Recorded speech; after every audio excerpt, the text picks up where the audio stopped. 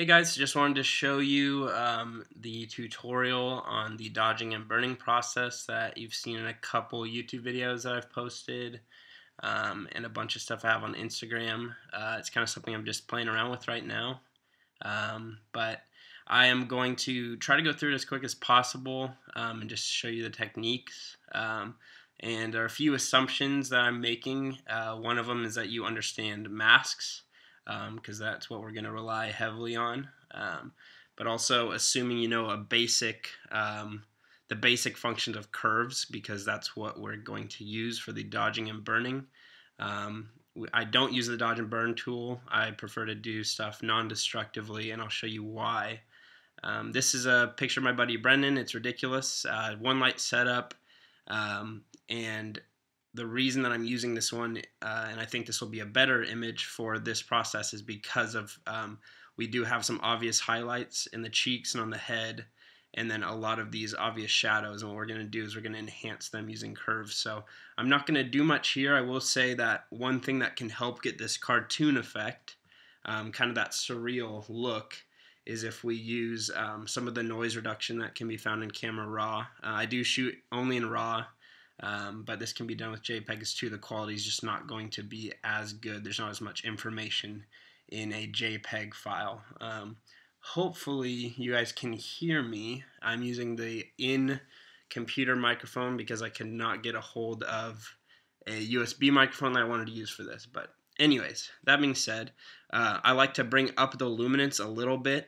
You do lose some of the detail, but that's actually kind of what we want for this process, because we're trying to make kind of a cartoony final image. So once we have that, make sure our colors are kind of dialed in, but we don't want to go crazy with our contrasts. I will boost the clarity a little bit, and you can see why right there. It's going to boost the mid-tone contrast, and that's going to just give us a little bit more of a map for what we're going to be using for this dodging and burning. Gosh, I hope that fan isn't going to ruin the audio on this. Alright, so we're going to open the image, and I am using Photoshop CS6. This will work on every previous version of CS, and I believe even before that. But ideally, all we're really using is curves. So we're going to use a few color adjustment layers. And man, I need to upgrade my RAM. Okay, so here's the image. What I'm going to do is open up a curves adjustment layer. And what we do with these adjustment layers, we're going to actually have one adjustment layer for the dodging and one adjustment layer for the burning. So we're going to do the burn first, and that's just my preference. But we're going to drag the curves layer, the curve. We're going to make a curve, and we're going to pull it down here, not too far, but enough that these shadows are really starting to pop. All right, now we're going to invert this adjustment layer. Command or Control I. And we're going to get rid of all the changes we just made, and then we're going to paint those back into the shadows. So make sure you're using white on a nice feathered brush here, 0 hardness.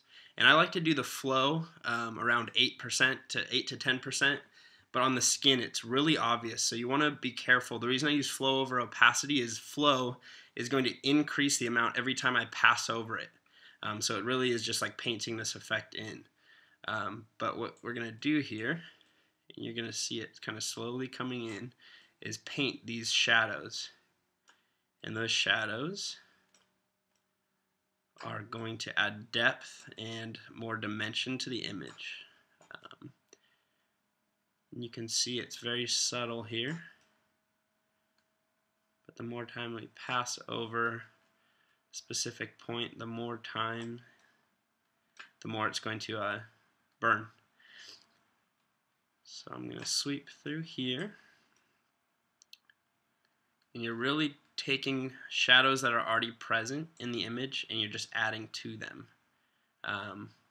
The trick with this is subtly adding it very slowly, a little bit at a time. That's how I've gotten the best results with this technique. One thing that I like to focus on are these wrinkles. Wrinkles are very cartoony when you have them highlighted. And so I'm gonna make sure we hit all these. And I am really flying through this right now, but this is just to show you guys the technique that I use. So we're gonna make sure we get this nice. This is not a flattering effect, by the way. I went down to LA a week ago and got to take some pictures of Jack Vale. If you haven't seen his videos, they're awesome. He's hilarious.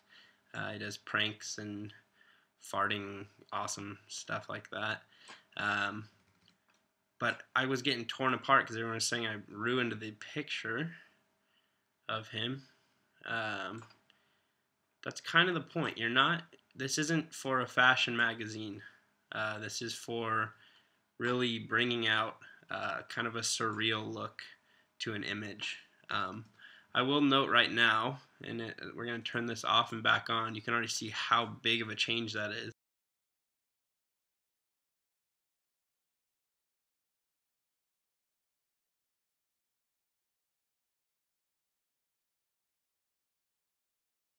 The picture, because you can really mess with clothes. It's harder to mess with skin and have it still come out the way you want it to look.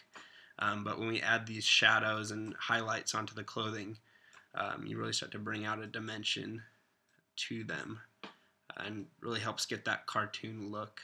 And that is if that's what you're going for. If you don't want to get that cartoon look, you can still use this technique to add dimension to your images.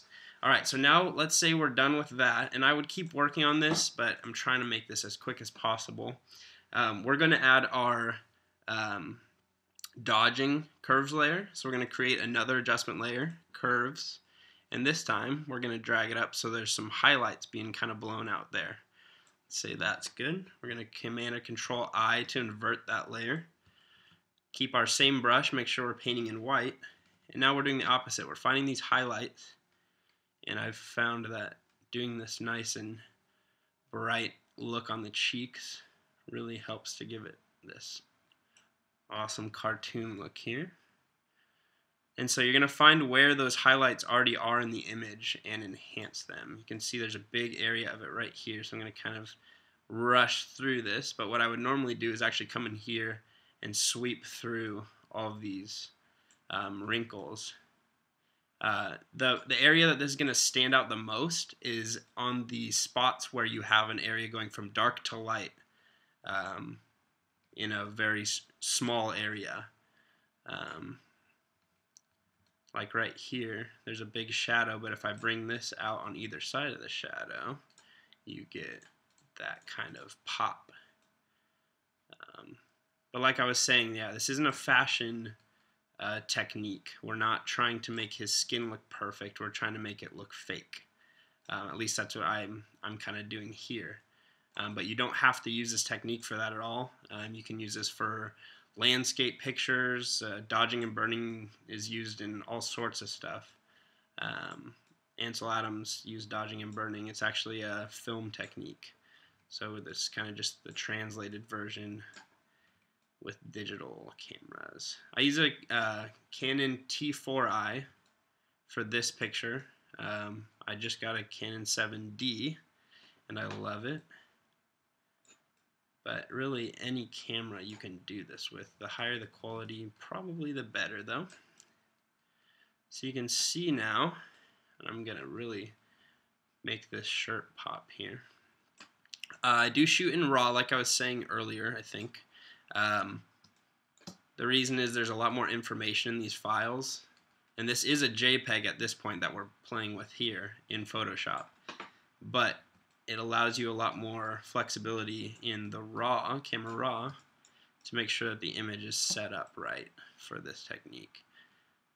Like I was saying, you don't want to go crazy with contrast yet in camera RAW, because we want to have full